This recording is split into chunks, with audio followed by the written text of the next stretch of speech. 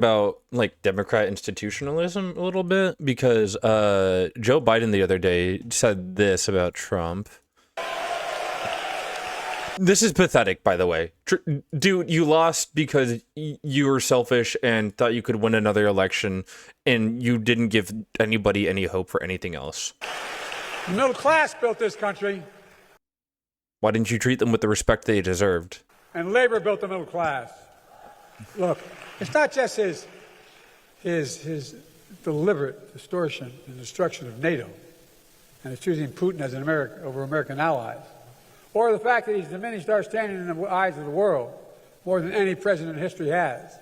It's not just his vanity projects, tearing down the east wing of the White House, making room for his ballroom, putting his name on the Kennedy Center, building an arch in his own honor, or even hiring his own pool guy to fix the reflecting pool. That was pretty funny, Biden. I liked that one, Biden. Biden, I thought that was funny. This cat, man. He's Whoa. so cute. What a loser. True. Look, folks. No, folks, it's not just that. The reflecting pool reflects something even worse than the narcissism and incompetence at the core of this administration. It's the corruption. The corruption. The brazen, blatant corruption. Corruption on a scale never seen before in American history in any administration. Trump has made billions of dollars since returning to the White House. It's simply stunning to me. He has no shame. And frankly, it's embarrassing for the country. But Trump could care less. Making money off the presidency is one of the reasons he wants to be president. But you know, Then why haven't you put any effort into stopping him? Why did you not put any sort of, policies forward that you knew would work? Why did you continue to run after you were very clearly not able to run? You know what? It's not even the corruption and the money that makes me the most angry. What makes me angry is Trump wants to give taxpayers money, your money, to the January 6th insurrectionists. Yeah, whatever, man. This is why you guys, we're the soldiers of the MEDF. True. I'm so tired, same. This is why they're a little afraid of our boy right here, Ma'am Danny. Independent Rent Guidelines Board just froze the rent. Eso significa que si eres uno de los más de... So woke, dude. That means if you're one of the more than 2 million New Yorkers who lives in a rent-stabilized apartment, your rent's going to be frozen next year. He's so woke. This is why they're afraid of him. House primary. They're afraid of them. MS Now had an interview with AOC. Here it is. This is what I was looking for. Gaza does need aid. I agree. That's why I've sent money. House Democratic Congresswoman Alexandria Ocasio-Cortez. Please run, AOC, please. I'm begging you. I'm begging you so much. Please run. Please. Of New York. Hi, Thank you Kitty. for being here with me tonight. Thank you for having me. Let me start by just a lot of people, not just in New York, but across the country, there have been a lot of takes, shall we say, are trying to make sense of what the elections meant, what they mean for the Democratic Party. What do you think they mean? You know, I think that these elections mean, of course, they are reflections of the constituencies and communities that elected them and that rendered them. And I can say absolutely, at least in the city of New York, voters are just really ready for a Democratic Party that stands for something and has a very strong agenda to make our lives easier, to tackle corruption, to lower costs, to make healthcare a right for every American, to raise wages, to make unionizing easier in the workplace. And they want to make a forceful statement in how badly they want to see us fight for that. And I think that in any robust year for Democrats, I believe you're going to see an expansion of a party and a deepening of our commitment. And so I actually think that these results are a very good sign for November. Yep, I agree. Point, when I was elected in 2018, an election like mine, where voters were willing to really, trade in someone that was I love her so much. supposed to be the presumptive next Speaker of the House in my predecessor, and trade that in for also a Democratic socialist, a new organizer at that time. I think that is actually an indicator of places in other parts of the country willing to elect Democrats, even if the politics are not the same, even if those communities don't align with those with those same exact agendas. They are willing to take a chance for a better future. And so I don't think that people should be seeing this as a zero-sum game. I think they should be seeing it as encouraging for November. It's interesting because even in the state of New York, and you alluded to this, I mean, Michael Lasher, you probably don't share every opinion or position with him. You definitely don't share every position, I don't think, with Richie Torres on a number of things. Both of them won in primaries that night. I mean, Michael Lasher in a very competitive one. And Mamdani, like every time one of the candidates Mamdani endorsed, he posted on Twitter like some like awesome stuff about them. Do you think this is because, and I just played some of what people on the right wing are saying on television, that this is an over-torquing of the rise of democratic socialism? Nope, and not enough. Focus We on need the broad more. People who won, or how do you see that? Because you're a democratic socialist yourself. I mean, I think that one thing that we know is that the Republican Party's brand is fear. And they have to constantly churn what they want people to be afraid of. To be afraid of socialists, to be afraid of immigrants, to be afraid of women, to be afraid of... They constantly want Americans in fear of somebody. Because if you are not afraid of someone who is your neighbor, you're going to realize who's actually pickpocketing you. And that is the large corporations. Oh my God, dude, this having... Fucking Newsom pivoting on this after pivoting right after the election. Governor Gavin Newsom is calling for a national billionaires tax and an economic reset. The Democrat, who is considering running for president as he approaches the end of his term, made those calls even as he fights another proposal targeting the wealthy in his own state. Yeah, he's fighting against a tax on wealthy people in California. Newsom also said the U.S. government should own a stake in artificial intelligence companies. His proposal, Coattail writing of Bernie Sanders, outlined in a Substack post, aligns him with the Democratic Party's populist left, arguing that urgent... Which is how you win elections. Please, guys, we can't let Newsom be the changes are needed candidate. to prevent the elite concentration of wealth and power from undermining democracy. But his proposals oppose a ballot measure pledged by an influential healthcare union in California that would impose a one-time 5% tax on the assets of billionaires living in the state.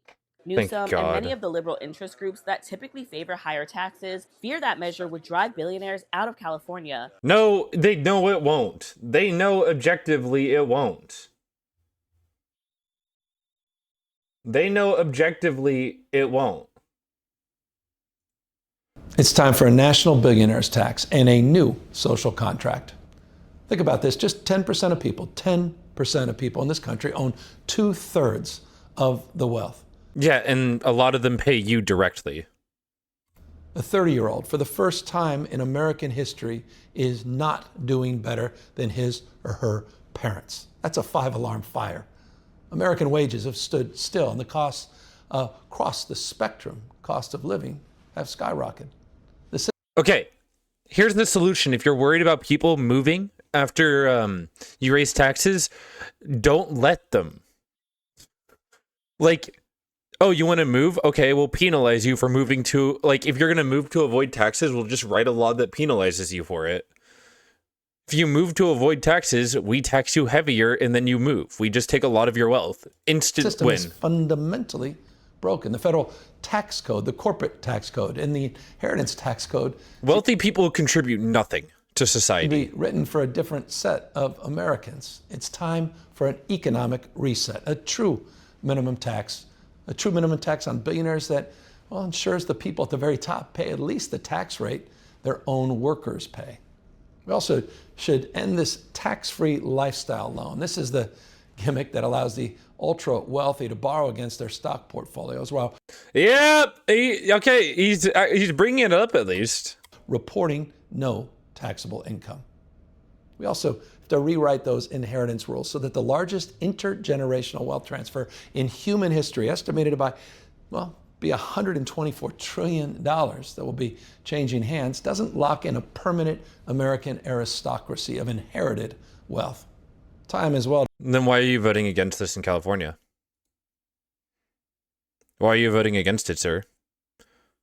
Why are you not pushing actual progressive politicians forward? That are engaged in profiteering and jacking up your prices for no good reason. It's going to be in this administration that is engaged in record levels of swindling, thefts, tariffs, your housing. And so this is kind of their new... Man, I'm so fucking...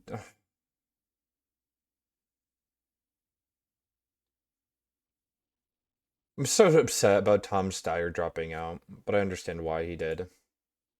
thing of the day, but I think that people are feared out. I think that everyone's nerves are shot in constantly being taught and told of what country, person, community to be afraid of, and they just want a solution. They want their groceries to be more affordable. They want to figure out how we're going to get health care. They want our housing to get under control. And I think that we're ready for an affirmative vision, and we're ready for an affirmative agenda.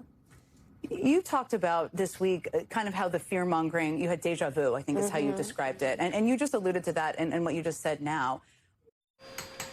Oh my God. Are you giving, or would you have for these new members who are coming in and are already being painted in a certain way? And I want to talk about them too, but what advice do you have for them about how to get things done while still shaking up the system at the same time? Yeah, I think new and incoming members have no shortage of advice that's being given to them.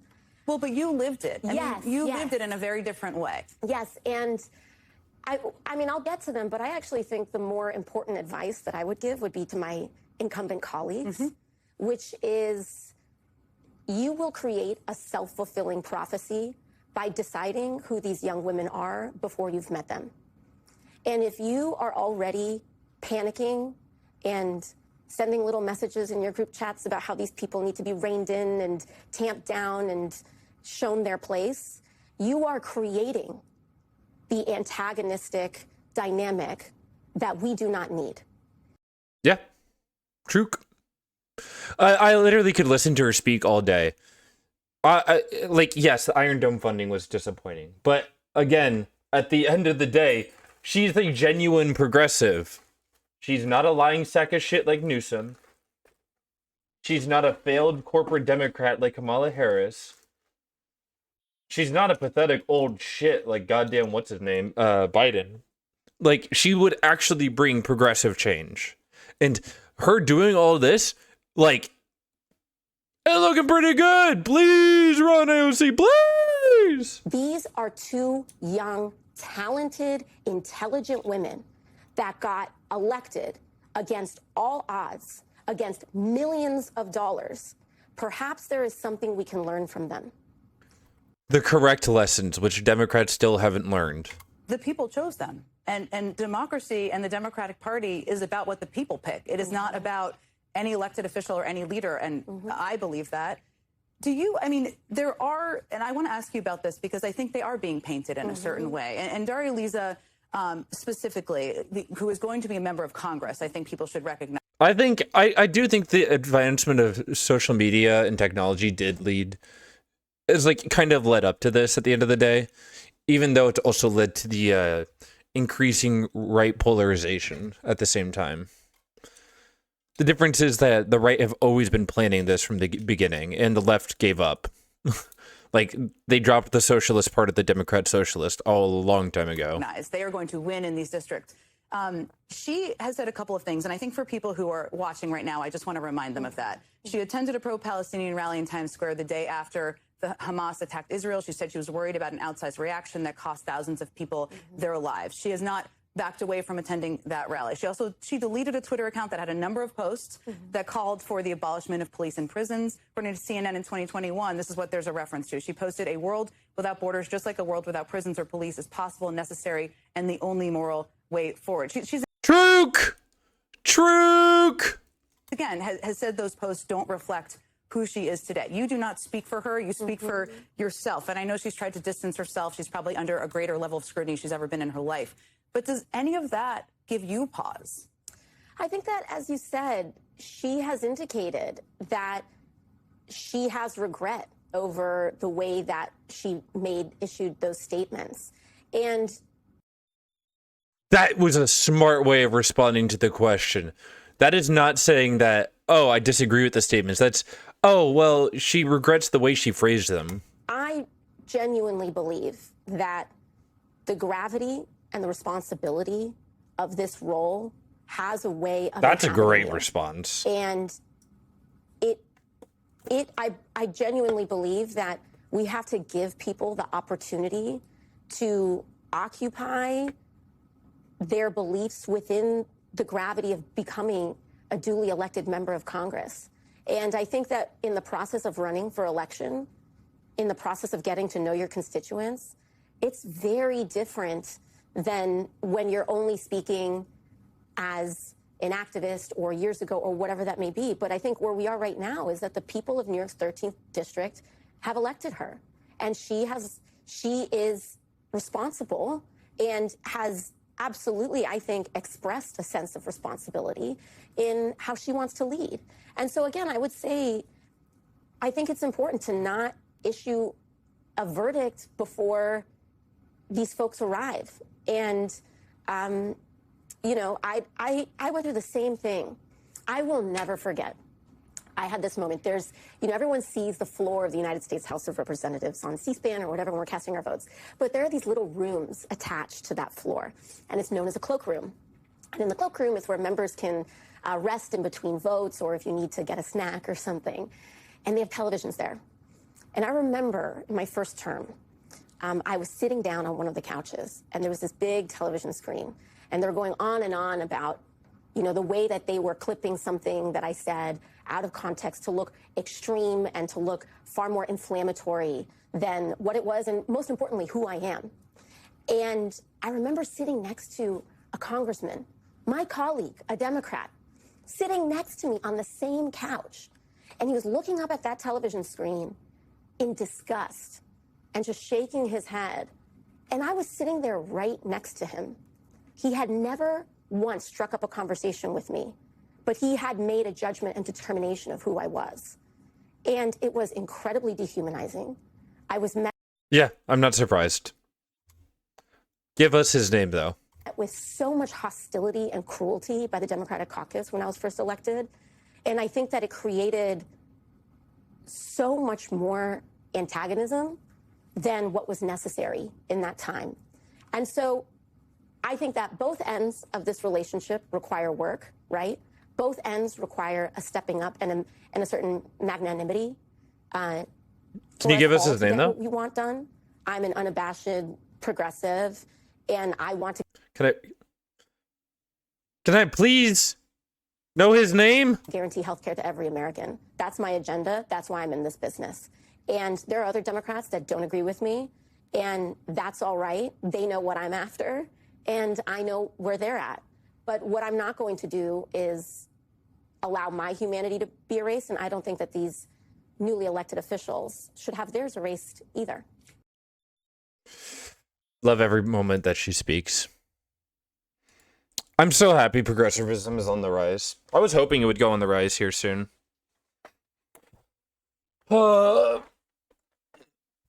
Now we just got to deal with the